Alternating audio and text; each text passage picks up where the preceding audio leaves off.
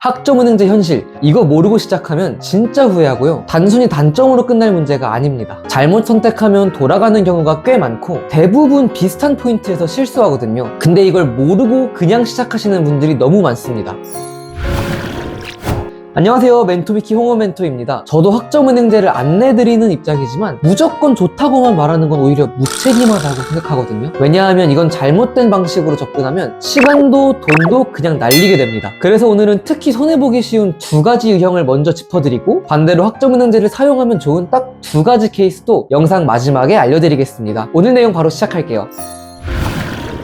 학점은행제가 뭔지 먼저 짚고 갈게요. 학점은행제는 국가평생교육진흥원에서 주관하는 교육제도로 고졸 이상이라면 누구나 참여할 수 있어요. 일반 대학에 다니기 어려운 상황이거나 직장을 병행해야 하는 분들이 비교적 짧은 시간과 낮은 비용으로 학위를 취득할 수 있다는 게 장점이에요. 그런데 정규대학과 달리 제도가 꽤 복잡하다 보니 이 틈을 노린 과장 광고나 잘못된 안내가 굉장히 많다는 거예요. 제대로 알지 못하고 시작하면 피해자가 되는 건 결국 본인이거든요.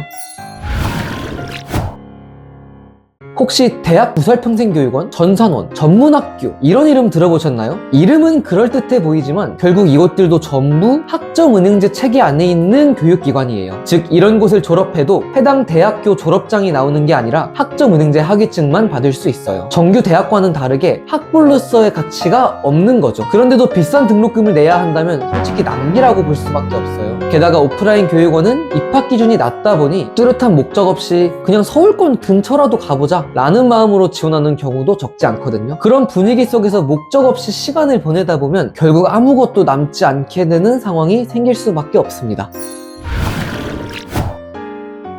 이 부분은 좀 냉정하게 말씀드릴게요. 학점은행제로 취득한 학위는 법적으로는 정규 대학과 동등한 학력이 맞아요. 하지만 학벌로서의 가치는 완전히 다른 문제예요. 학점은행제 학위증에는 학교명이 없고 교육부 장관 명의로 발급돼요. 졸업장이 아니라 학위증인 거죠. 그럼 이걸 들고 취업시장에 나가면 어떻게 될까요? 중견기업 이상 신입 공채를 지원할 경우 서류에서부터 걸러지는 경우가 많아요. 블라인드 채용이라면 상관없겠지만 서류 심사가 있는 곳이라면 불리할 수 있어요. 다만 예외적으로 도움이 되는 경우도 있는데요. 이미 해당 회사에서 경력을 쌓고 있는 분이 재직 중에 학점은행제로 학위를 취득한다면 연봉 협상에서 가산점을 받거나 진급 요건을 충족하는 데 활용할 수 있거든요. 실제로 경력직으로 일하고 계셨던 분이 학점은행제 학사학위를 취득하신 후 대기업으로 이직하신 사례도 직접 봤습니다. 이런 상황이라면 충분히 의미 있는 선택이겠죠?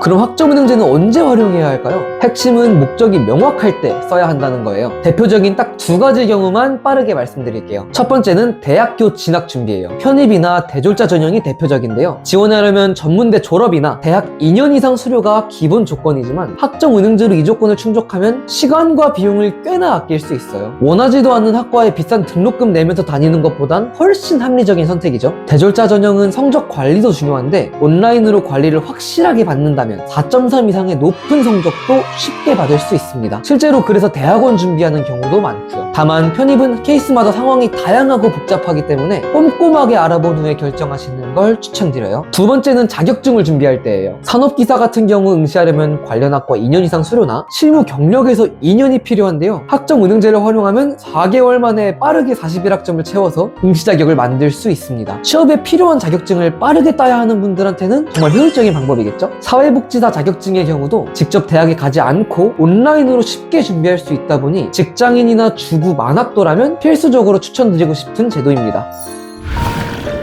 오늘은 학점은행제 현실에 대해 솔직하게 이야기해봤는데요. 핵심은 딱 하나예요. 목표가 명확하면 학점은행제는 강력한 도구가 되지만 목표 없이 시작하면 시간과 돈만 날릴 수도 있다는 거죠. 본인 상황에 맞는 방법이 뭔지 궁금하신 분들은 댓글이나 위 채널로 연락주시면 무료로 알려드리겠습니다. 짧은 영상 끝까지 봐주셔서 모두 감사합니다.